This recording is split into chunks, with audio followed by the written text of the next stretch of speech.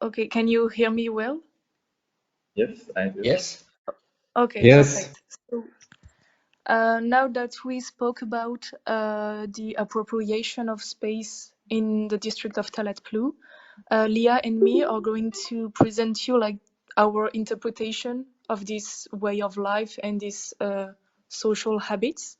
Maybe you can pass the slide. Okay, so this is like one picture that reveal what we talked about for the presentation. Like people always extend their space of life because they need more, or maybe they are used to live outside also. So what is public is actually their playground, let's say that. And maybe you can move to the next slide. What we tried to do with Leah is like a little book, so we will present it on screen today, but it looks like a booklet in which we are explaining what we can keep of this kind of living in a neighborhood scale, what we can keep in mind and what we can learn about. And we will try to compare what is actually doing in Europe and in France especially, and what is actually going on in Talat Plu. So by comparing those two sites in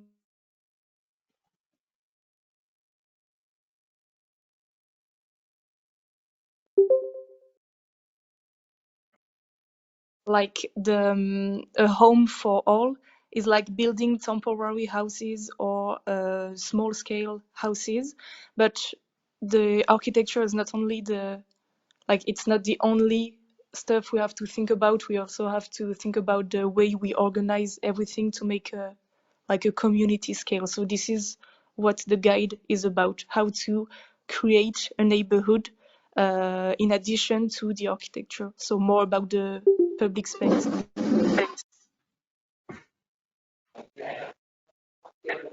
I think you can move. Okay, sorry, the connection is bad here. Okay.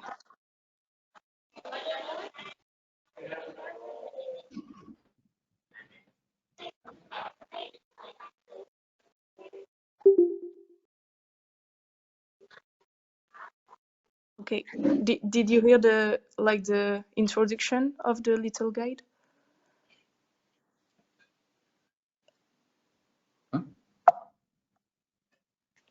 Huh? Sorry.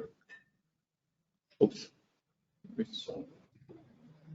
Sorry, it's bad connection here. Okay.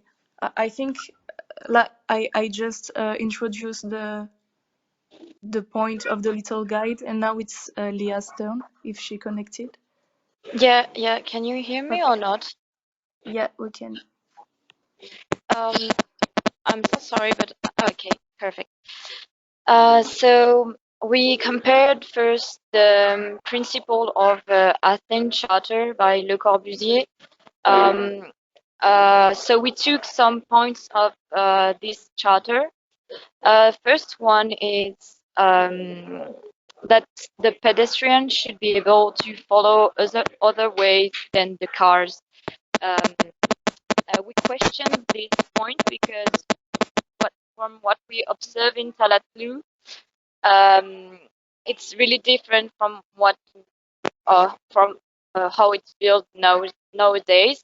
So as you can see on the left, there is an example of new neighborhoods in Bangkok suburban area.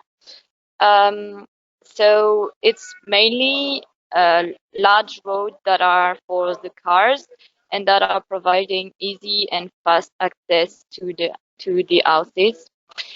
But in Talat Plu, we see that there is other way of organizing the space. So there is, of course, some main roads that are well defined, and also the railway that is really well defined. But there is also the paths that are in between the houses that are on the same level. So you cannot see physical boundaries. Everything is on the same level, and it creates no delimitation, no physical delimitation. but we can clearly see that there is physical delimitation by the appropriation of the people. So the idea is that we need to think about the network of the ways, the different things that are binding the inhabitants. And we need to think more, and what we learn about TALAT is that we need to think more about people in order to create the feeling of neighborhood and community. I'm sorry, I can't really see the slides. I don't know if it's the right slide, but there is two main photo pictures.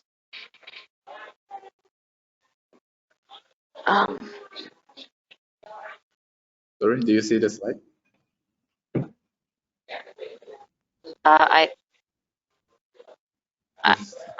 I think it's the two next slide that are the pictures of the different way of organizing the roads and the network.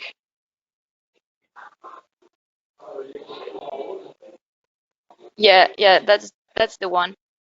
So clear boundaries for the main axes. There is 2 or 3 main axes in TALAT, and then there is the other picture that is showing inside of the neighborhood how it works.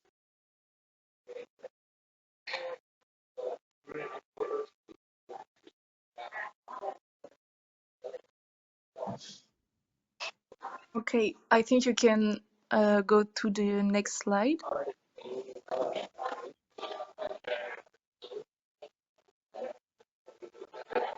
Okay, so this is another page of the booklet we propose. What we are questioning in the European way of building a city is the main roads again, like Leah said, and the zoning experience, like define an area for specific use, but actually in a small scale community as TALAT, it doesn't work a lot, because as we see on the section, people invest the public area like they want, and this is kind of their housing. So you can move to the other slide.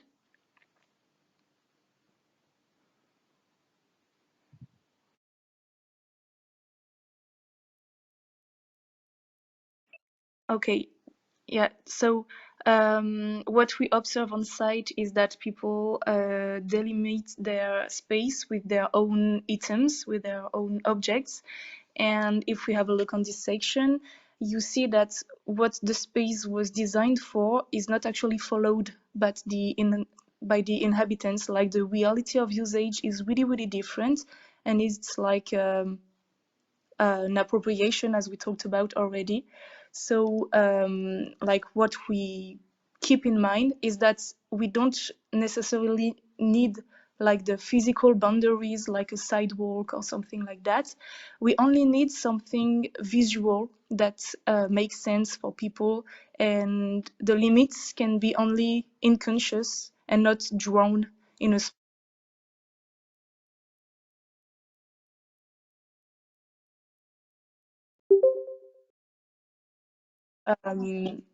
like specific boundaries. It can be a bit unconscious with a small way of doing, like painting the floor patterns and use piece of wood or stuff. Yeah, you can pass to the next.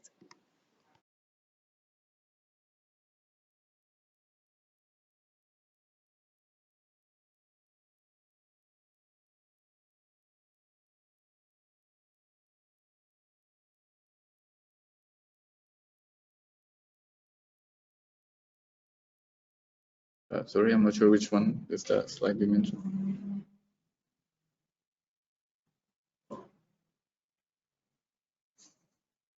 The slide just before this one, and Leah is going to talk about it.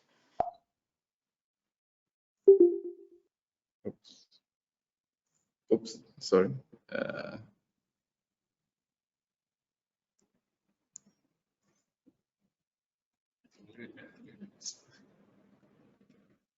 Okay, this one, sorry.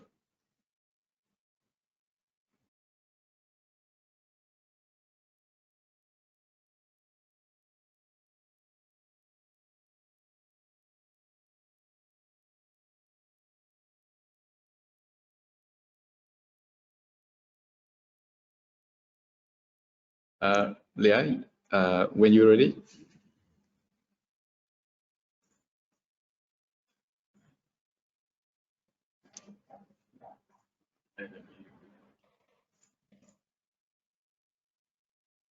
Maybe if Leah is not connected anymore, I can take the talk. Okay. So on this page, we are questioning about the network of public places. Like we saw some big projects in Europe and especially in France a few years ago that were drawing one big and principal public area in a district. But actually what we observed from that,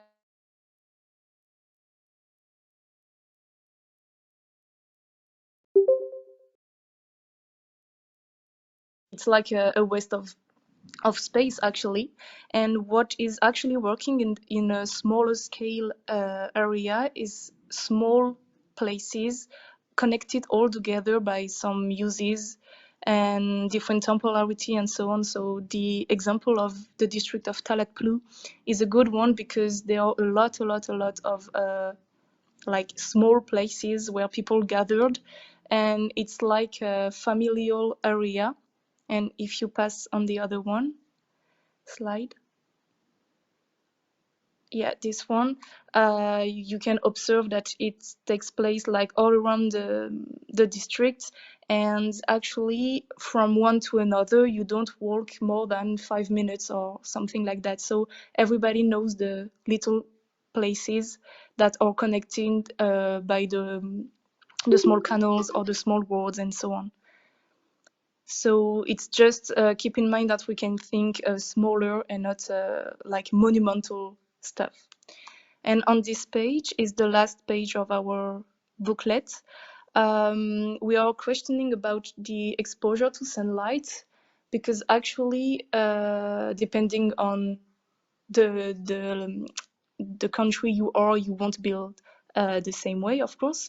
But actually, people in Talat Plu always change their roof and their position of the house and so on to adapt to the light of the day.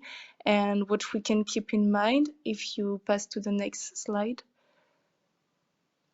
yeah, it's that they handcraft quite everything that is outside of their house, and they manage to occupy the city with small stuff. And like the most they are doing is the roof. Like they are always maintaining the roof system, and they always find a way to extend their roof according to the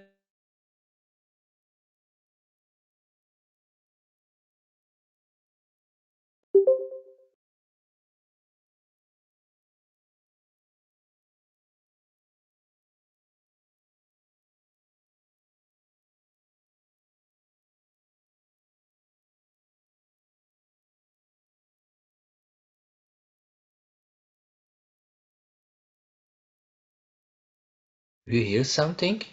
Because I hear nothing. Maybe Fanny's lost the connection. Yeah, me as Okay. well. I don't hear anything.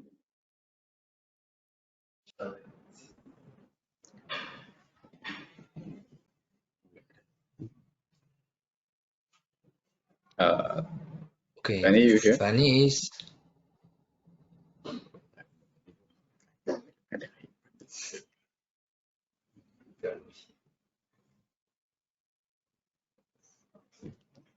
Leah's microphone is turned on, but I can't hear anything. Fanny's microphone is turned. No, Fanny's microphone is turned off. Yeah. Yeah, Fanny is turned off. Leah is turned on. Ah, Can okay. you hear me? Yes, Now we yes. can hear you again, Okay. yes. Okay. So I don't know where it stopped, but I'm not sure. Oh, a while ago. About the oh handcraft, they handcraft everything stuff. oh okay. Yeah, that was just to say that people maintain actually by their own the architecture they are living in, and what they are dealing the most with is the public area by just extend their roof and dealing with the streets and so on. And if we go to the last slide, yep, this one, it's like what we are going to keep as a resume of this interpretation of the way of life in TALAT PHULU. For our proposal on the site, we will keep the idea of like building a light structure that can host some uses in the public.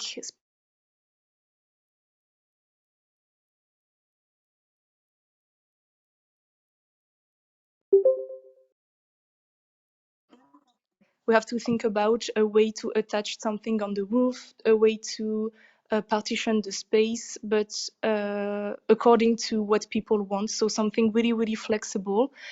And in TALAT PHULU, the roof is something like it's the main topic because of the heat and the climate and so on. So the idea, yeah, you can pass to the other one, the other slide. Yeah, that's the final image of our little book. The idea is just to keep in mind that even if we build a house, the way it will work will be focused on the way you will just organize every house is all together, and the way you will build the neighborhood, because people are the main characters of a neighborhood. And even if you have like the best house or the best structure, it won't work if you don't let people a freedom of adaptation and so on. So that's what we can just learn from this district. And that's it.